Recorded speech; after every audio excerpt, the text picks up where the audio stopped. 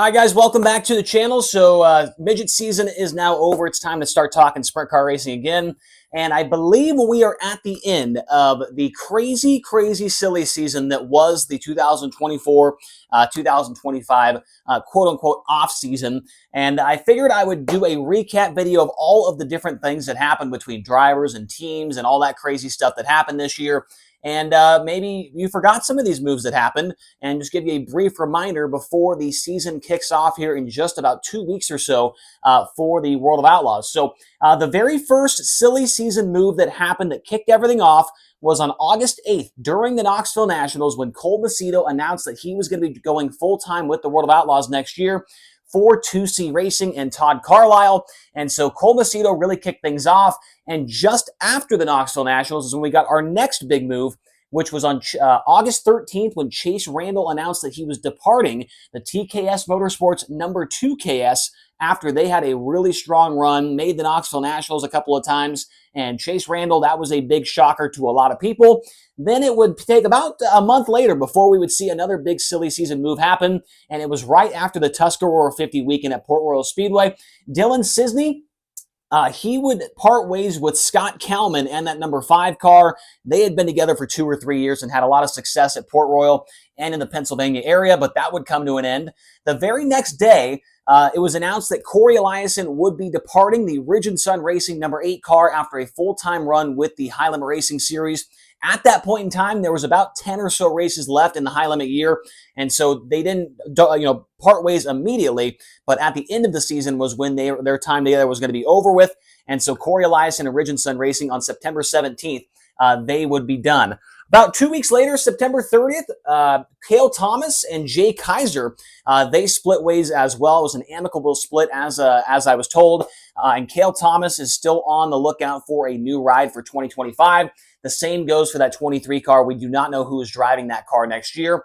October 1st, so just a couple of days later, probably the biggest announcement out of all of these on the board so far, when we found out that Justin Peck was out of the Buick Motorsports 13 and they were going to go with Dason Persley for 2025 for a full-time run with the High Limit Racing Series in that number 13 car. And so Justin Peck was left on the sidelines. We thought that we knew where he was going, and then things definitely took a wild turn a little bit later on. 2 weeks later, we found out that Spencer Bayston on October 16th, he was going to be leaving the CJB Motorsports number 5 car, and that's where we kind of thought that Peck was going. The very next day, on October 17th, we found out that Bayston was going to be going to the Jason Myers Racing 14, and he would be going full-time with High Limit Racing, as Corey Day would step out of the car on a full-time basis to go run NASCAR, and now Bayston is the new driver of the 14. And then Bayston was leaving the CJB car, which we will find out on the next board who jumped into that car. So let's switch boards here and get through the second portion of the silly season in 2024/25 in sprint car racing. All right, continuing on. So after the October 17th move for Spencer Bayston, it was about a week later we found out that Zeb Wise, a bombshell of an announcement, was going to be leaving the Rudine Racing 26 after a tough year on the High Limit Tour. But coming off of a year, the previous season, where they won the All-Star Championship in 10 races, that was a big move. The very next day, we found out that Justin Peck was going to be driving that Rudine Racing 26 car next year full-time with High Limit. We still do not know what the deal is with Zeb Wise, what he is going to be doing next year. On November 1st, a little bit of a minor move here, but still something to talk about. Logan Julian, he next year will be driving the Gibbsville Cheese number 73 car that was Scotty Thiel was driving for the last couple of seasons. As I know it, Julian, it's more like his car, but they're putting that 73 number on there with the sponsorship, but still a big move as far as the IRA Sprint Car Series goes. November 13th, so about 2 weeks later, is when we finally found out that Brenham Crouch was officially going to take over the ride at the CJB Motorsports number 5 car. We thought that Peck was going to be in it, then Crouch was the one that got the ride. 5 days later, November 18th, a big move in central Pennsylvania when Devin Borden was let go from the Stamen Motorsports 23. They elect to go with Chase Dietz, who leaves the Zemco Racing 1Z all in the same motion there. And so next year, Dietz will be full-time with Stamen Motorsports in that 23 car in central PA. The very next move that we have is about 2 weeks later on December 2nd. Freddie Raymer announced that he is leaving the Eichelberger number 8 car. That was a Central PA ride that had been running for about 3 years together, and so that partnership comes to an end. 2 days later, it's Landon Crawley's turn to make an announcement, and he says he is leaving the Jason Sides 7S car after a rookie run with the World of Outlaws in 2024. 5 days later, we find out that Caleb Johnson is going to do a true outlaw schedule with the Team DGRD number 6K. Now, this isn't really a silly season move, I guess. These guys ran a couple of times in 2024, but Caleb Johnson still was running his own 22K, but it was a big announcement when they said they're going to run 60, 70 races next year. And so I figured I would put it on the board there. Caleb Johnson next year in the 6K for Team DGRD and Dennis Gainey. So we aren't done yet. We've still got 2 more boards to go here as far as silly season moves go. Let's jump into the next one. All right, continuing on. So on December 10th of 2024, Cameron Key was announced as the new driver for the Beaver Drilling Tool number 12X. They are running about a 50 to 60 race schedule next year around the Midwest and starting out at Volusia. And then on December 11th, we found out who was going to be running the TKS Motorsports 2KS full-time in 2025 on a true outlaw schedule. It was Corey Eliason. I do like that pairing for next year. December 12th, so about, 4 days in a row right there. There is something going on in the world of sprint car racing. December 12th, we find out that Brock Zierfoss will no longer be on the World of Outlaws Tour, and he is going to be driving the Rich Eichelberger number 8 car in Central PA. He'll be driving his 3Z car on off weekends, but Brock Zierfoss leaving the Outlaw Tour, running that number 8 that Freddie Raymer departed. I don't have the date in front of me, but a few months before that was announced. December 13th, Chris Windham announces that he is leaving the Vermeer Motorsports 55 on the High Limit Tour to join Jason Sides on the World of Outlaws Tour. The very next day, we find out that Hunter Schoenberg gets back behind the wheel of that Vermeer 55. We do not know what the schedule looks like for that team quite yet. Will they run the Outlaws? Will they run High Limit? Will it be a true outlaw schedule? We're waiting to find out what the verdict is on that.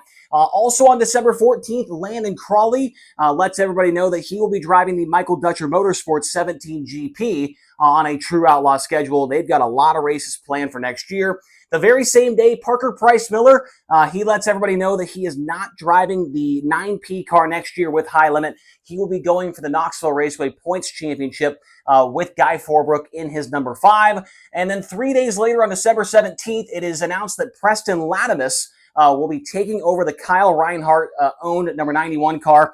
Reinhardt, as of right now, is retired. He will be the crew chief on the car, and Preston Latimus, an up-and-coming driver in Central PA, will be driving that car on a pretty regular basis next year. And so Reinhardt's 91 car has a new driver as well. Now, let's switch over to the final board here of our Sprint Car Silly Season recap. All right, final portion of this video. December 26th, a big announcement from Tarleton Motorsports that they will have Tanner Holmes and James McFadden splitting time in that car.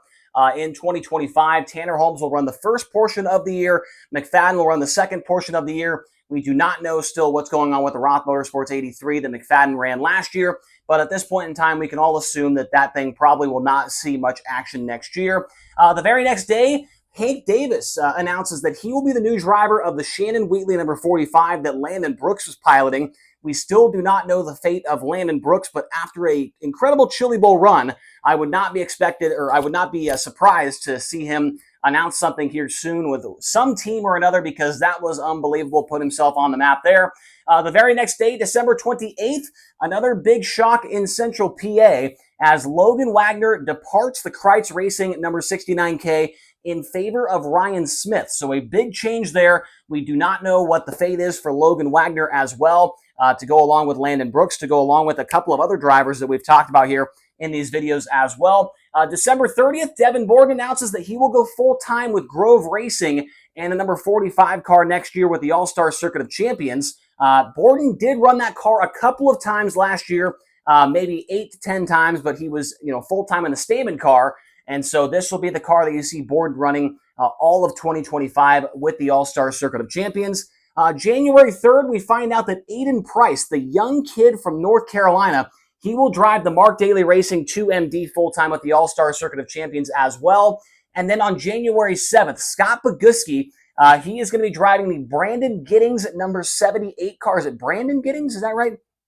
Or am I getting mixed up? Brandon Eichenberry. Oh, Justin Giddings, excuse me. Justin Giddings in the 78. Do not have a number font quite yet. We have not seen what that car looks like, but once we do, we will get a magnet for that. So Scott Boguski does secure a ride for 2025 at Knoxville Raceway. January 10th, Ayrton Geniton is no longer in the High Breeder Motorsports 19. It is Kevin Thomas Jr. So when KTJ is not running the USAC sprint car in the midget, he will be running this car on a part-time basis. Geniton will be going back to his family-owned number 3 car that he ran last year and won that Power Ride Championship with. And the final one on the board on January 14th during the week or right before the Chili Bowl, Justin Clark, Ohio driver, announced that he will be driving the Sealing Motorsports 97 full-time with the All-Star Circuit of Champions.